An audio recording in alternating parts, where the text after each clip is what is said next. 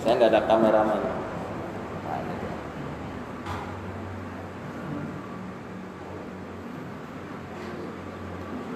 Kelihatan? Lihat. Sini. Ini kalau sudah lama, tujuan utama yang waktu itu kita bahas di jihad al-muslim itu tempat saraf-saraf manusia itu saling bertemu satu sama lain. Dia tulang ekor sama sini. Kahil. Makanya orang kena santet, kena gangguan jin atau kena sakit apapun, kalau bekam ini sudah dikatakan sebagai titik yang paling apa ya? Paling harus, paling wajib lah supaya mencapai hasil maksimal. Biasanya mereka akan melingkar ke sekitar pinggang sampai ke perut. Kalau misal kok pernah belajar bela diri dan dibuka segelnya kayak Naruto itu, maka yang ditinggali ya di area sini 2 jari dari pusat, 2 sampai 3 jari di bawah pusat, di atasnya kemaluan. Ini yang menyebabkan gejolak birahi itu selalu meningkat. Bahkan ada yang dibuat candu melakukan hal yang tidak senonoh, atau sering kencingnya itu jadi tidak tuntas. Itu di sini. Atau membuat orang itu susah punya anak di sini dan sini. Makanya tidak usah belajar ilmu seperti itu, bahaya. Kadang walaupun anaknya tidak ditularkan, ketika berhubungan suami istri, keluar setan ikut di situ, anak sudah di kasih bibit-bibit setan di situ. Sehingga ketika lahir ada yang sangat hiperaktif, ada yang bebal dan lain-lainnya, itu berasal dari ayahnya. Maka saya katakan anak kecil di bawah umur 7 tahun dia sudah kena ganggu, yang diruqyah bukan anaknya tapi orang tuanya. Orang tuanya yang diruqyah, entah ayah entah ibunya. Karena anak kecil masih dalam keadaan fitrahnya, masih dalam keadaan mentapik keimanannya, dia belum kena hukum taklif. Berarti kalau dia sudah kena ganggu, ada sesuatu yang tidak beres pada keluarganya, entah ayah entah ibunya, itu yang kita ruqyah. Dan mereka juga sering masuk lewat sini. Punya tanda-tanda orang marah,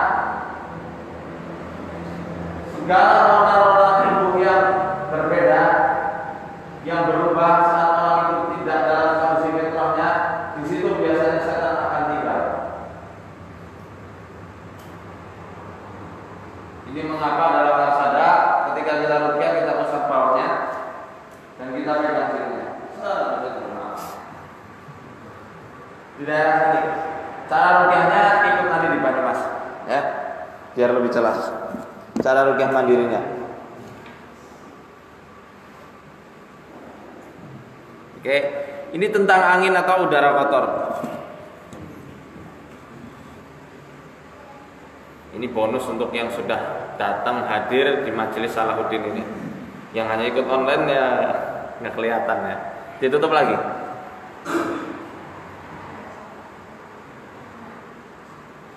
Mohon maaf saya tidak jelaskan secara terperinci. Intinya itu secara umum ya. Tempat-tempat mereka masuk. Tempat-tempat mereka masuk secara umumnya seperti itu. Maka kalau Bapak Ibu sering melihat saya menggunakan tanaman-tanaman khusus, ramuan-ramuan khusus, ya salah satunya memang untuk pengeluaran itu. Pengeluaran apa? Media-media jin, media-media sihir yang ada di dalam tubuh. Pernah menemukan kasus orang yang perutnya busung, ya, dicek secara medis normal, tapi tiba-tiba perutnya gembung besar. Pernah kita temukan di Cirebon. Mungkin yang pernah lihat episodenya yang seru itu, yang nyerang. Itu setiap hari hariannya marah-marah terus, marah-marah luar biasa. Katanya jinnya jin buaya putih dari Kalimantan. Wallahu a'lam bishawab. Enggak urusan mau jin buaya putih, mau jin Pink Panther atau apa, terserah. Kita tidak ada urusan hal itu. Yang kita kaji, kenapa dia saat itu marah-marah terus sampai dicap orang-orang kena gangguan jiwa, karena memang akalnya jadi terganggu. Ternyata usut punya usut, memang leluhur-leluhurnya dulu di Kalimantan, karena dia aslinya Kalimantan, itu suka ngasih sesaji di sungai, ngasih sesembahan, katanya untuk siluman apa? Siluman buaya. Walhasil ketika tumbuh dewasa, di masa-masa remajanya, saya tanya kepada orang tuanya, dia sudah memiliki kemampuan indigo. Seakan-akan tahu hal gaib, dia bisa melihat aktivitasnya jin, bisa menerawang, bahkan dia mempunyai kemampuan-kemampuan yang tidak dimiliki manusia pada umumnya. Bisa mendengar suara-suara yang tidak bisa didengar orang pada umumnya. Akhirnya ketika dia sudah menikah, punya anak, tidak terima jin itu. Enak aja, ini istrinya aku malah diminta sama orang dari kalangan manusia. Akhirnya apa? Dirusak sekalian, dirusak akalnya, dirusak jiwanya. Dan ketika diruqyah, masya Allah, perut yang tadinya rata tiba-tiba gembung besar. Dan itu selalu terjadi ketika ada suara Al-Quran yang dia dengar. Dites ke dokter ya tidak ada apa-apanya, bingung juga, wong semuanya normal. Nah memang isinya itu angin, seperti orang kembung itu, tapi ini besar luar biasa. Jadi bisa dicek di YouTube, dilihat di YouTube. Akhirnya kita cari akar jerango merah. Tahu jerango enggak? Jerango itu apa ya bahasa sini ya? Telingo pangleh. Tahu? Yang dulu mbah-mbah kita itu gunakan untuk orang anak yang lagi demam ya. Kalau orang dulu katakan anak demam itu kesambet. Padahal nggak mesti lah, nggak mesti kena jin atau kena ain, bisa jadi demam beneran. Tapi memang secara ilmiah jerango merah atau benglai ini punya sifat karminatif. Dia mengeluarkan angin dari tubuh. Makanya kita pakai jerango, dipeprak, direbus pakai 7 gelas air, dicampur 7 helai daun bidara yang ditumbuk. Jerango ini catat ya, jerango merah dipeprak, dibebek, direbus, nanti pakai 7 gelas air,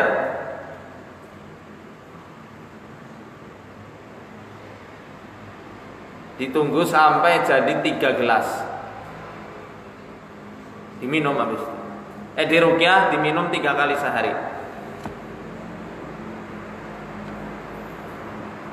Segala makanan minuman yang baik-baik dan menyehatkan tubuh, ketika ditambah doa-doa dari Quran, dari Sunnah, maka insya Allah akan menambah khasiatnya dan akan meluruhkan gangguan-gangguan jin dan sihir yang ada di dalam tubuh seseorang.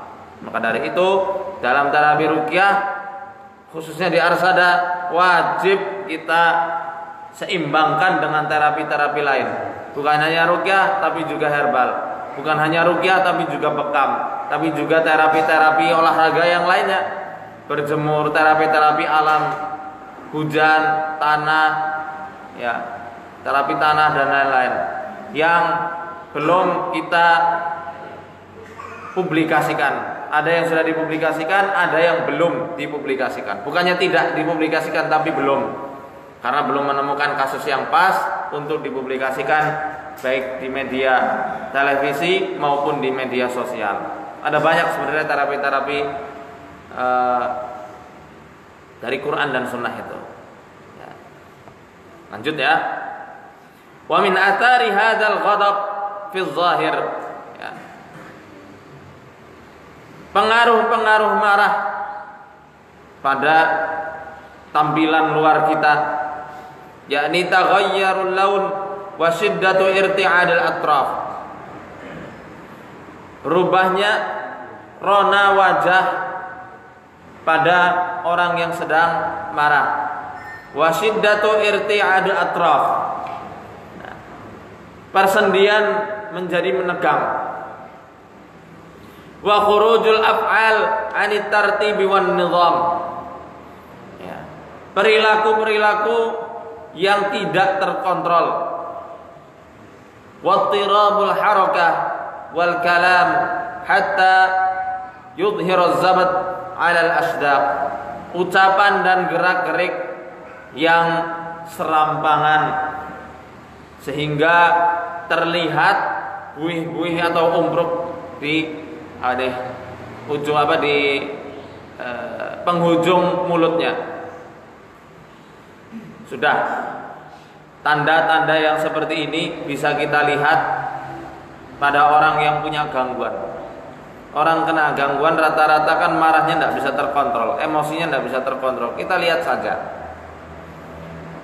Kok kalau rona wajahnya itu tidak seperti umumnya, ya. Kemudian kalau di ruqyah ada beberapa sendi-sendi yang menegang, itu sudah menjadi bukti yang cukup orang itu sedang ada pengaruh dari bangsa jin. Tidak perlu sampai kesurupan, tidak perlu antum pencet-pencet sampai orangnya teriak-teriak. Udah gitu aja, lihat aja. Patokannya ya ketika di ruqyah, bukan sebelum di ruqyah. Ruqyah dulu. Itu nanti baru kita bisa melihat apa orang ini ada gangguannya atau enggak. Kalau menegangnya masih normal, insya Allah bukan kasus yang merasuk. Itu hanya korin jin yang mendominasi dan korin tidak bisa dikeluarkan. Maka gimana terapinya? Ya dengan dikasih arahan orangnya. Dikasih arahan tentang akhlak keseharian seorang muslim, keutamaan menahan amarah dan lain-lain. Ya. Kalau misal kena jin, menegangnya itu luar biasa dahsyat, kuat, mencengkram, jadi seperti harimau, bahkan menyerang peruqyahnya. Ya. Bersiap-siap seperti hendak bertarung, dia sudah pasang kuda-kuda, seperti itu. Udah tidak normal lagi, itu jin sudah merasuk. Wa amma taruhu fil lisan, pengaruhnya pada lisan, fantilaquhu bisatmi wal fahsyi minal kalam. Ya. Dia akan melontarkan celaan dan kata-kata yang keji. Alladzi yastahyi minhu dzul aqli, yang mana orang yang punya akal akan merasa malu ketika melontarkan kata-kata keji tersebut. Wa yastahi minhu qailuhu 'inda futuril ghadab. Begitu juga orang yang marah akan merasa malu ketika marahnya mereda. Dia akan merasa malu telah mencerca, telah berkata-kata buruk dan berkata-kata keji. Ini yang biasanya dipengaruhi oleh setan.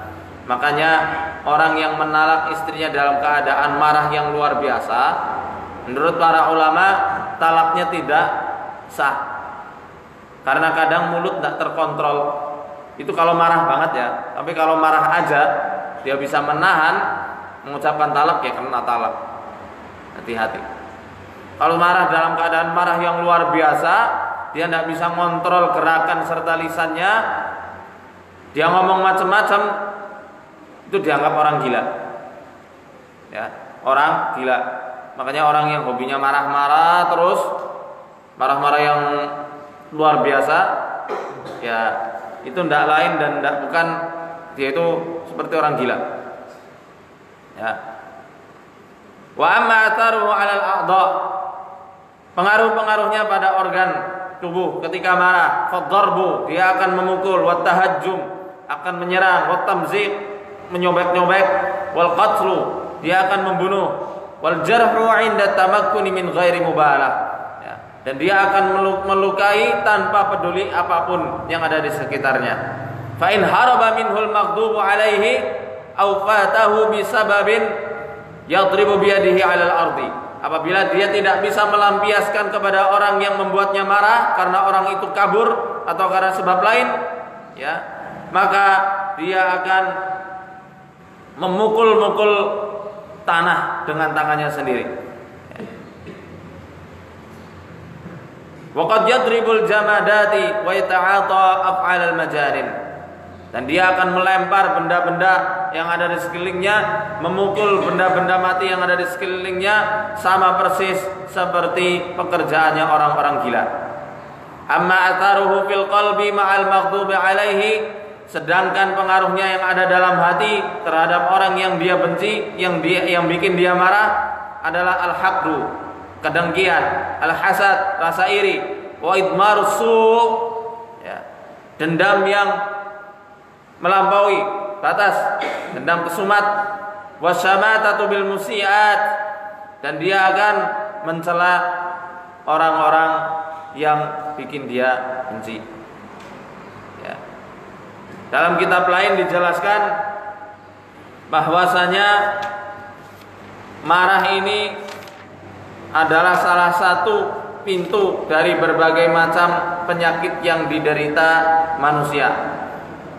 Yani dalam kitab Kaifatu Ali Jumaridhaka, Syekh Abdullah bin Muhammad As-Sadhan menjelaskan, hunaka minal amradi, terdapat penyakit-penyakit manusia, al-udwiyah wan nafsiyah, baik penyakit jasmani maupun penyakit rohani, li syaitani daurun kabirun fi istifhaliha, yang mana setan itu mempunyai andil yang sangat besar untuk memperparah penyakit tersebut. Ingat baik-baik, ada penyakit yang mana penyakit ini sering ditumpangi setan supaya penyakit tersebut semakin parah. Ya. Wa dzalika li'anna lahu tahakkuman fi jiryanid dam. Hal itu terjadi karena setan memiliki kemampuan khusus untuk menguasai peredaran darah di dalam tubuh manusia. Di qaulin Nabi sallallahu alaihi wasallam, hal ini berdasarkan apa yang disabdakan oleh Nabi, inna syaitana yajri min ibni adam majrad dam. Sesungguhnya setan itu berjalan di tubuh manusia melalui pembuluh darahnya. Di antara pemicu-pemicu yang membuat penyakit itu muncul atau penyakit itu semakin tambah parah adalah al-ghadab. Apa? Al-ghadab. Wa huwa asasun li katsirin minal amradi wa atharuhu fil badani wadih. Marah adalah asas, pondasi, ya, dari segala penyakit-penyakit yang diderita manusia. Efek serta pengaruhnya pada badan juga sangat jelas terlihat. Fa amradu qarhatul ma'adiyah wal hirqan al masahib lidzalika wal qulun al usmi, penyakit-penyakit radang lambung yang disertai rasa panas dan juga penyakit radang usus, natijun anil ghadabi syadidi, dia timbul karena marah yang selalu meluap-luap. Wasukar, begitu juga penyakit diabetes. Wasukar inda ba'dhin nasi nasyi'un 'anil qalaq alladhi sababuhul ghadab. Penyakit diabetes timbul di sebagian manusia karena al-qalaq. Al-qalaq itu kegelisahan yang ditimbulkan karena amarah yang masih membara di dalam hati. Wa 'adadun minal amradil batiniyah, begitu juga penyakit-penyakit dalam lainnya, wa ghairiha min amradir ra'si, begitu juga penyakit-penyakit yang diderita oleh kepala, kasuda, seperti hal yang pusing, baik itu migrain, baik itu vertigo, wajil totus sukar, itu apa namanya? Masya Allah, stroke, ya, wasaktatud dimaghiyah, sumbatan pembuluh darah di otak, wasulalul mafaji, begitu juga lumpuh secara mendadak, wa amradul qalb, begitu juga penyakit-penyakit jantung, wa dhabhatus sadariyah, penyakit kejang jantung, itu semua timbul karena marah-marah yang tidak bisa terkontrol. Ya, jadi banyak efek serta pengaruhnya di tubuh dan jiwa manusia. Bukan hanya memperjelek tampilan fisik, tapi juga membuat organ dalam manusia itu menjadi rusak kalau terus-menerus dipelihara. Nanti akan ada masanya kita membahas tentang fikih marah-marah. Ada khusus bahasan fikih marah. Apakah manusia itu tidak boleh marah? Boleh. Marah itu tabiatnya manusia. Bahkan ada watak orang yang wataknya itu keras sehingga seakan-akan marah terus padahal tidak marah. Ya. Ini bagaimana? Nah ini nanti akan kita bahas insya Allah minggu depan. Sebelum saya ke Surabaya. Sebelum saya ke Surabaya kita bahas masalah fikih ghadab. Ini penting kita jelaskan.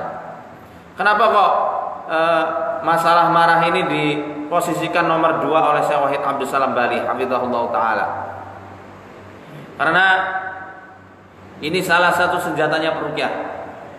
Kadang kalau antum pernah meruqyah atau sering meruqyah, pasti akan melihat bagaimana jin itu membuat peruqyah itu gedek sekali hatinya. Pernah lihat? Kalau dia ngamuk nggak masalah, ngamuk sisan. Kalau dia ngamuk-ngamuk ya, dia meronta-ronta, dia mukul sana sini. Kalau seperti itu nggak bikin marah. Kita mesti bisa kontrol. Yang paling bikin kesel itu jin yang tipenya nyantai. Ya, tipenya nyantai. Udah, yang kamu baca saya sudah hafal semuanya. Tafsirnya juga saya sudah hafal. Kadang kayak gitu nyanteng ya. Tapi kalau kita tes beneran ya enggak tahu dia. Kalau kita tes beneran enggak tahu. Dia hanya mengandalkan otak si orang yang sedang dirasukinya. Dia nyantai banget. Itu sudah biasanya bikin gejolak emosi peruqyah itu terpancing. Dan memang sengaja itu yang dia tuju. Seakan-akan tidak bisa keluar, jalan ke sini tidak bisa, jalan ke situ tidak bisa, akhirnya mancing-mancing peruqyah supaya marah. Ada yang meludahi peruqyahnya, supaya membalasnya. Ada yang apa contohnya ya? Mengejek peruqyahnya, membodoh-bodohi peruqyahnya supaya marah. Kalau sudah marah, menang dia satu tahap. Menang satu tingkat dari peruqyahnya. Apalagi kalau peruqyahnya berhasil dipancing oleh setan sehingga dia itu menantang setannya. Sini panggil ribuan pasukanmu, hadapi saya, misalnya seperti itu. Ayo, hadapi saya. Kamu ilmunya pasti kalah dengan bacaan ruqyah ini. Sambil menantang dengan penuh keangkuhan, kecongkakan. Walaupun yang dibacakan Quran, ruqyah, ingat yang kita hadapi ini makhluk yang punya akal sama kayak kita. Makhluk yang bisa nyusun strategi dan paham betul kelemahan manusia. Jangan ditantang. Jangan dihina jin itu. Oh, kamu dasar jin bla bla bla bla bla. Jangan seperti itu. Karena pernah ada hadis Nabi sallallahu alaihi wasallam, hadis riwayat Abu Dawud dari Abi Milhan radhiyallahu dari Ibnu Malih radhiyallahu anhu, dari salah seorang sahabat Nabi sallallahu alaihi wasallam yang dia pernah menceritakan, kuntu radifan Nabi sallallahu alaihi wasallam fa uthirat dabatu. Suatu ketika aku pernah membonceng Nabi sallallahu alaihi wasallam sehingga hewan tunggangannya itu digelincirkan sama setan, jatuh dia bersama Nabi. Saking jengkelnya dia mengatakan ta'isa syaitan, celaka kamu setan. Ta'isa syaitan, celaka kamu setan. Nabi setuju enggak saat itu? Nabi setuju enggak dengan perkataan itu? Nabi bersabda, la taqul ta'isa syaitan. Jangan kamu berkata demikian. Jangan kamu ngejek setan, jangan kamu melaknat seperti itu. Jangan dicela dengan perkataan-perkataan seperti itu. Fa inna in qulta dzalik, karena kalau kamu mencela setan saat kamu digelincirkan oleh dia, saat kamu dicelakakan oleh setan, ta'adzama hatta yakuna mithlul bait. Dia akan membesar sampai sebesar rumah. Wa yaqul, dia enggak hanya membesar tapi saraya berbangga diri sambil berkata, "Sara'tuhu biquwwati." Aku telah mengalahkan manusia ini dengan kekuatanku. Ini kuncinya ini. Walakin kul bismillah. Tapi kalau kamu diganggu setan, dibuat jengkel sama setan, katakanlah bismillah. Fa inna in qulta dzalik, karena kalau kamu mengucapkan bismillah saat kamu diganggu setan, tasaghara hatta yakuna mithlud dzubab. Dia akan mengecil sampai sekecil lalat, tidak berdaya sama sekali. Begitu juga dalam ruqyah, tidak ada bedanya. Dia mengganggu, tidak usah ditantang. Saya kalahkan kamu setan, saya bunuh kamu setan, saya sembelih kamu. Oh, misalnya seperti itu. Seperti itu kadang bikin setan malah senang. Walaupun wallahu alam mungkin efek sembelihannya juga terasa bagi mereka, tapi malah senang membuat peruqyahnya congkak terlebih dahulu. Membuat manusia yang dia rasuki lupa dari hakikat zikir sama Allah Subhanahu wa taala. Karena yang ngusir mereka ya bukan dengan marah-marah, bukan dengan bentak-bentakan, tapi dengan apa? Keikhlasan dan ketawakalan hati kita sama Allah Subhanahu wa taala. Maka dari itu dalam terapi ruqyah sangat diwaspadai dan sangat diwanti-wanti tentang perbuatan zalim.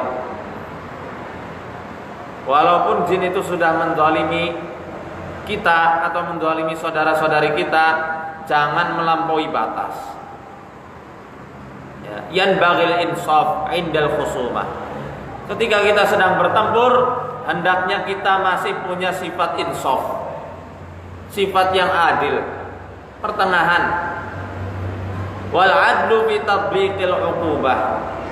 Dan kita juga harus adil ketika hendak menghukum jin yang sedang mengganggu saudara atau saudari kita. Walaisa makna annaka tu'amilu jinnan qad tamakkanta minhu. Maksudnya bukan berarti kita ini menguasai jin ketika sedang berbicara dengannya, bukan seperti itu. Tetapi ketika jin itu merasuk ke dalam tubuh manusia, hendaknya kita itu tidak menzalimi dan juga tidak langsung membunuhnya tanpa ada hujjah atau udzur. Fa inna Allaha harrama dzulma baina amatil makhluqati bima fihal jin. Hal itu dikarenakan Allah telah mengharamkan perbuatan zalim atas seluruh makhluknya, tak terkecuali bagi bangsa jin. Jin tidak boleh menzalimi sesamanya, tidak boleh juga menzalimi manusia. Gitu juga sebaliknya, manusia tidak usah uplek-uplek ngurusi masalah jin dan jangan juga menzalimi mereka. Ya. Wa minal ma'rufi, dan diantara perbuatan-perbuatan ma'ruf yang baik, anna man yata'amalu ma'al jinni bighairi adlin fa innal jinna tu'dihi imma bisababi dhulmihi. Ketika seseorang bertaamul, dia berinteraksi dengan jin, kemudian dia melampaui batas menzalimi jin tersebut, maka jin itu bisa mengganggu dan menyakitinya oleh sebab kezalimannya, yang seharusnya kita sebagai peruqyah dilindungi sama Allah Subhanahu wa taala karena hendak menolong dan menegakkan kalimat Allah di muka bumi ini, tapi akhirnya Allah tidak memberikan jaminan keamanan karena kita menzalimi jin tersebut, karena melampaui batas. Paham gak maksudnya? Ruqyah datang, tiba-tiba jinnya langsung dikebuki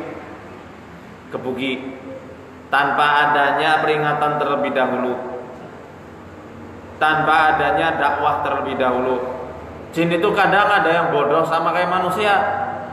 dia iseng, dia usil, dia tidak paham bahwasanya masuk ke dalam tubuh manusia itu dilarang, maka kita kasih tahu terlebih dahulu. Tapi ingat, walaupun kita mendakwahi mereka, jangan berlemah lembut, jangan juga berkasih sayang maupun memberikan syarat-syarat yang dia minta. Paham ya? Walaupun kita diharuskan mendakwahi mereka dulu, tetap dakwahnya dakwah yang tegas. Kamu harus keluar, masuk ke dalam tubuh manusia itu dilarang. Ya, dan kalau kamu di sini terus, tanggung akibatnya. Harus tegas. Jangan, "Mbah, keluar ya. Pengennya apa? Kopi, dikasih kopi. Pengennya apa? Kembang 7 rupa, dikasih kembang 7 rupa." Ini bahlul ini. Ya. Ini sama saja dia menjebak dirinya pada permainan setan yang lebih besar. Udah jam 6 ya. Kita cukupkan dulu mungkin ini. Insya Allah bahasan masalah dendam kesumat jin, efek serangan balik bangsa jin kepada peruqyah, serta fikih marah, insya Allah akan kita bahas di pertemuan berikutnya minggu depan insya Allah. Karena minggu depan saya Jumat malam sudah pergi ke Surabaya insya Allah, maka pengajiannya kita majukan entah Kamis entah Rabu gitu ya.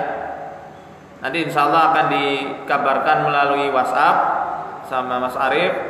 Nanti tunggu kabarnya. Intinya tetap ikuti sampai khatam kajian ini insya Allah.